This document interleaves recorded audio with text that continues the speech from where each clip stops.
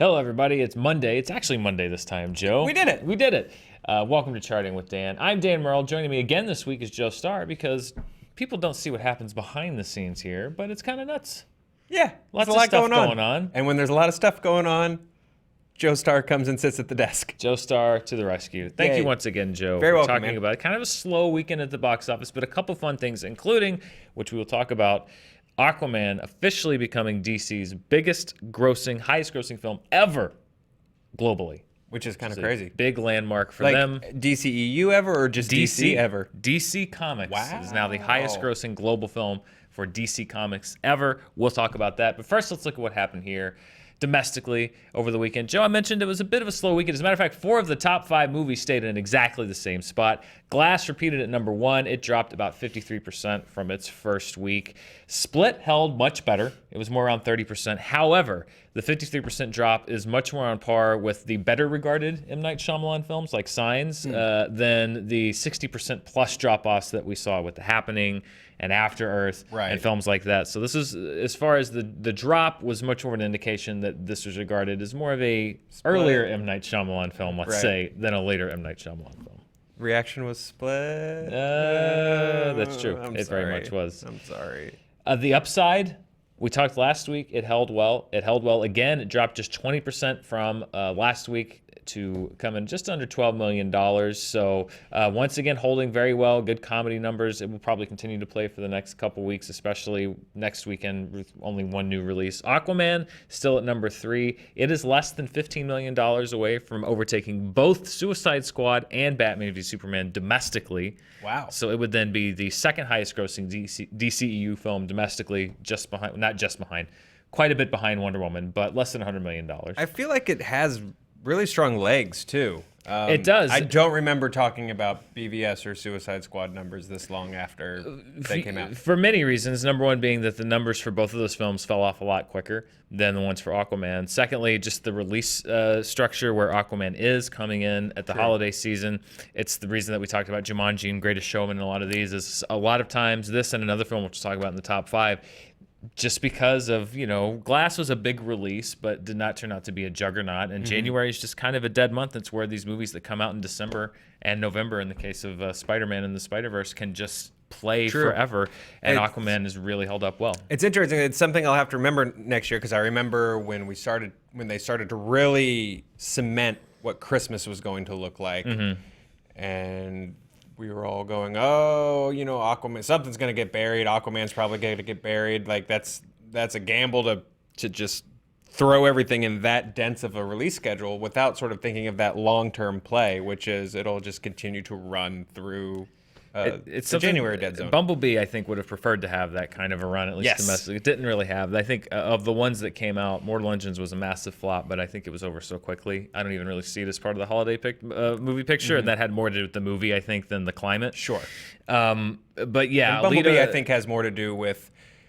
I think with DC, people are still hopeful, and I really want this one to be good. Whereas I think people just felt burned after the Bay films. It was the odd man out, the odd bee out, but it's doing well. I think it was just announced this weekend that they are planning to make a sequel to it. So it did well enough, over $400 million worldwide, that we're going to see more in that universe. So it'll get a second shot.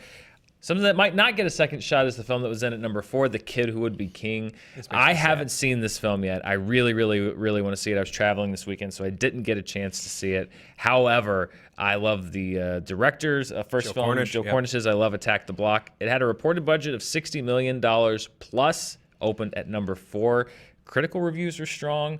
Audience score was, I believe, an A-, which it just means that the people that did see it liked it pretty well. But I'm hoping it finds its legs. I feel like that doesn't happen a lot these days. If you're gonna release a movie that takes time to find its legs, this is the time of year to do it. Because absolutely. You still have a few more weeks before you start to get buried. Although we do have Lego Movie on the horizon. And then at number 5, right where it's been the last few weeks even, is Spider-Man Into the Spider-Verse. Once again, it had the smallest drop of all the films that dropped in the top 10. It again had the smallest. That's the second or third time that it's done that. It is now in its 7th week of release and is still in the top 5, probably boosted just a little bit by the fact that it was nominated for Best Animated Feature, as expected at the Academy Awards. Dan, this week I did my part. I am finally going to see Into the Spider-Verse tomorrow. Bought my tickets. Enjoy. So I think you'll like it. When it's back up on the chart next week, that was me. That was entirely me. Now, I want to talk about a movie that did not open in the top 5, okay. and that is a film called Serenity. No, not the Firefly movie. It's another movie called Serenity. It stars Matthew McConaughey and Anne Hathaway. The worst wide opening ever for Anne Hathaway. The 5th worst wide opening ever for Matthew McConaughey. In every way possible, a huge flop. However, I have heard now from multiple sources that I have to see this film, and I heard it references the new Book of Henry, which for me makes it a must-see. Yes, 100%. So, despite the fact that Serenity was flopped horrendously, I feel like I have to see this film. I hope that Kid Who Would Be King finds its legs because it is actually a fantastic movie that was marketed poorly. Yes. And I hope Serenity finds its legs because it's so insane that it deserves to be experienced on the big screen with an audience. I have to go see it. JTE told me I have to go see it, and as have many other people. So Spencer was at a loss for words for how to describe it. And if you can get Spencer to loss for words, yes, then, I mean, he's a writer. Yeah. So that's pretty good. And much snarkier than any of us. So. Much snarkier. He usually has the best words. Like our president. He's got all the best words. Looking at the top per screen average is a film that was nominated for Best Foreign Film from Germany. It's called Never Look Away. Not only was it nominated for Best Foreign Film, it was a surprise nomination for a lot of people in the Best Cinematography category as well. Written and directed by Florian Hinkel von Donnersmarck.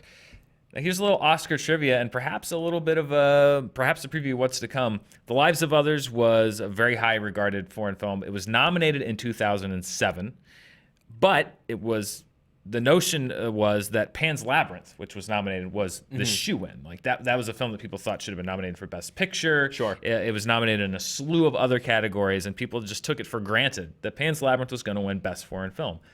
The Lives of Others, directed by the same director from Never Look Away, actually won the award that year. It was a huge upset.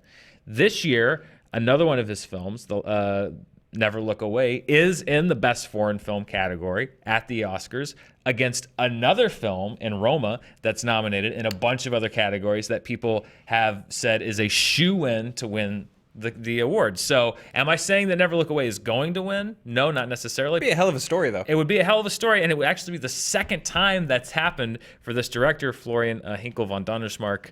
The Lives of Others, by the way, is a fantastic movie, as is Pan's Labyrinth. But just a weird little bit of Oscar trivia that he kind of finds himself in the same position he was in with another film, but he came out victorious. Another foreign film that we'll talk about, too, also in that category is Cold War, which got a Best Director nomination, got a Best Cinematography nomination as well. So while Roma is easily the front-runner in that category, there are a lot of other films, I think, that don't make it an absolute slam-dunk sure thing because we've seen upsets in that category before. So, weird piece of Oscar trivia. How does, and I know we'll probably get into this a little bit, but just for my own curiosity, how does the Oscar bump affect foreign films with limited releases in the States versus, say, studio Oscar bait? I'm glad you asked that, Joe, because we'll find out right now in this graphic. The Oscar bump, when we say Oscar bump, these are by percentage from this past weekend over the weekend before the Oscar nominations come out. What movie saw a big boost in percentage, business by percentage? Can You Ever Forgive Me had a 765% increase, which sounds amazing. The only caveat being it actually had the lowest gross overall of any of these films. The difference being it added 200 screens from being on just a handful of screens. So it only made about $200,000 this weekend. However, compared to the weekend before, business jumped over 700%. That's mainly riding off of Melissa McCarthy's nomination. Also, Richard E. Grant got a Best Supporting Actor nomination. So percentage-wise, Can You Ever Forgive Me was the biggest beneficiary. The Favorite added 1,000 screens to its total. It jumped 200%. This past weekend was its second highest grossing weekend in release. It's now in week 10, so that's good. Green Book added 1,500 locations.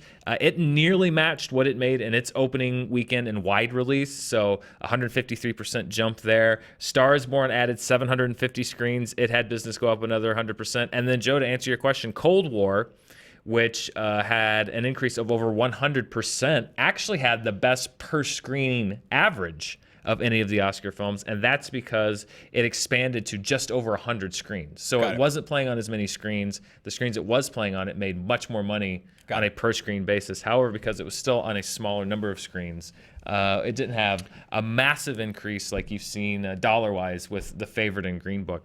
But you see this time and time again when they release these awards movies is they'll come out, they'll have limited releases, they'll go a little bit wide, sort of wait out the Oscar nominations, and particularly with The Favorite and Green Book, they expand to over 1,000 screens the weekend of the Oscar nominations, anticipating that they'll be nominated for a bunch of awards and see a huge increase in business. I've never really considered to be part of the Oscar campaign, but it very much is. It is. I mean, when the nominations come out to have a film that people are just discovering and just talking about, that definitely helps with buzz. There's some films like Black Panther is already out. It has been out on Blu-ray and home video, digital forever. Even Black Panther's just announced that they're going to come back in February for a week. For free. For free. But again, that gets it back out and on people's lips and thinking about it and talking about it. Roma, who knows? Netflix might be projecting it on the moon. I have no idea what their plans are for the film because they don't say anything. Well, I think the Black Panther re-release is really in spirit of the movie too. You know, the movie, spoilers for Black Panther in case you haven't seen it, you know, ending with the decision to opening these outreach programs in Oakland and stuff like that, because the opening of the film, yes, is for free, but they're also donating a massive amount of money to a higher education program, which I think evokes that feeling of Black Panther, which is why I think it's carried forward and resonated with so many people. So I think that's really, really smart. If I could point something out, sure. Actually, JT, could you bring up the Oscar bump chart again? Yeah. Look at those bumps. Show me those bumps. So we talked a little bit last week about what we teased a little bit last week, that in a former life, I was around these numbers and stuff a lot as a job. And I just want to point out something interesting with the way that Can You Ever Forgive Me is presented here. The way you can sort of manipulate, manipulate is a nasty word. Yes. But the way you can sort of choose which numbers are going to put your best foot forward. Yes. That is the number that is going to get sent to Variety and to the trades. It's up 765.4%. When it was really only made about 200,000. Exactly. But the number sounds very impressive. Exactly. That is why you will see after weekend releases and stuff like that, sometimes you'll see some really odd stuff, like it killed in Iceland. Yeah. You know, or a second weekend, guys, you will not believe the drop in the Netherlands and in South America was less than 10%. Incredible. Yeah. You know, just the cherry picking of the numbers is always super, super interesting to me. Well, that's why I always try to give some context to things. Yeah. Is, you know, you're right. Numbers can say anything really. They can give a false impression, or they can even maybe not impress enough on how important or interesting something is. So that's why I try to take the numbers and round them out a little bit, give you a little impression. That's why we trust you, Dan Murrell. Thank you. Because if I'd gone by gross, Can You Ever Forgive Me wouldn't be even beyond there. No, yeah. But I think percentage is also an interesting way to look at it. So there you go. Joe, let's widen our scope out a little bit. Let's look at the world. Ooh. Glass is the #1 movie in the world for a second week in a row. That's no surprise. Now, #2 is Deadpool 2, I Love My Family. Now, what is Deadpool 2, I Love My Family? Well, it's Deadpool Once Upon a Deadpool. It's the same cut that they released here right around Christmas time in China. Deadpool has never had a wide release in China because it could not reportedly pass the censorship board. Got it. So they took the PG-13 cut that was released as Once Upon a Deadpool here in the United States. They released it in China because it could pass the censorship board as Deadpool 2, I Love My Family in China, and they didn't really like it. Anecdotal evidence, if you look at just sheerly by a numbers thing, it opened around Thor the Dark World numbers in China, which is, you know, whatever. Definitely not spectacular. And then reportedly, word of mouth was very mixed to negative. Partially, it was suspected that people knew that they were getting a watered-down product, that they were not getting the actual film. Right.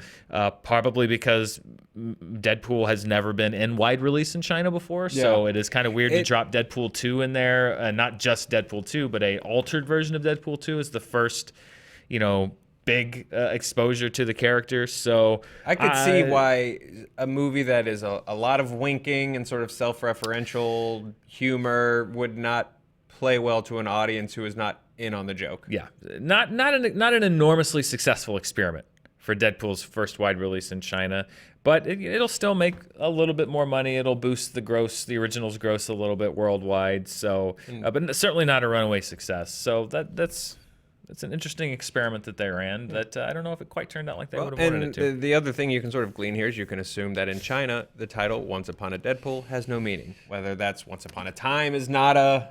Yeah, it's that's why they changed it to Deadpool to I Love My Family, which also is just that's what I'm calling it from now on. I love Deadpool to I love my family.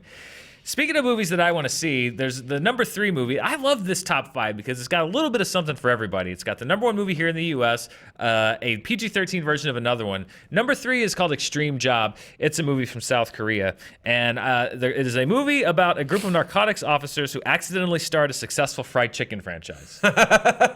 Which I just feel like I have to see. Yeah, I'm into that. So there's that one.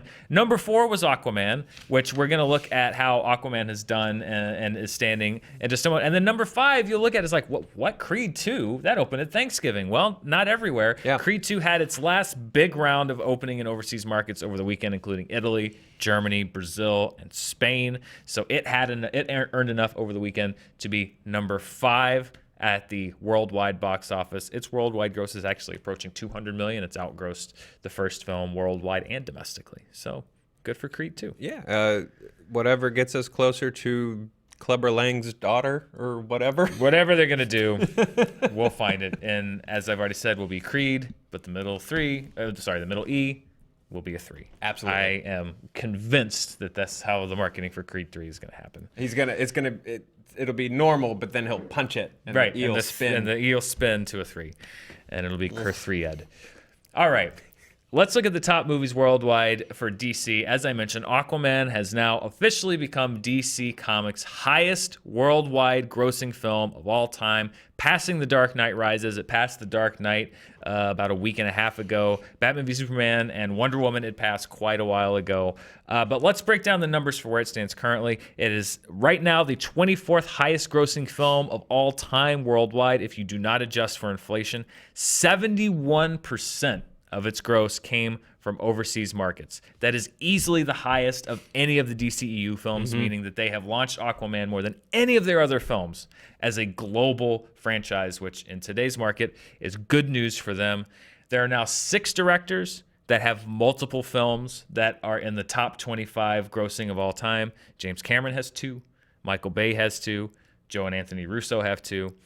Joss Whedon has 2, and James Wan now has 2. However, only James Wan and James Cameron have done that with films in 2 different franchises. James Wan has a Fast and the Furious film, Furious 7, the and now Russos would be Avengers, and they're both in the MCU. Right. Michael Bay's are both in Transformers films. Joss Whedon's are both Avengers films. Right. James Cameron's, of course, are the top 2, Avatar and Titanic. So, by the way, Aquaman has not opened in Japan yet. It will crush That is another there. major market. It's going to crush there. It's probably going to add at least 20 million-ish to its total there. That happens on February 8th. That's going to boost that gross even more. So we already knew it was a big hit. It's now DC's biggest hit of all time. And I think it's safe to say that we have a lot of Jason Momoa in our future, which I don't mind. I like Jason Momoa. I don't mind that at all either. You know, he's not a Shakespearean actor. I don't necessarily need that. I just need to be entertained while you're on the screen. Yeah. And that's what that man does.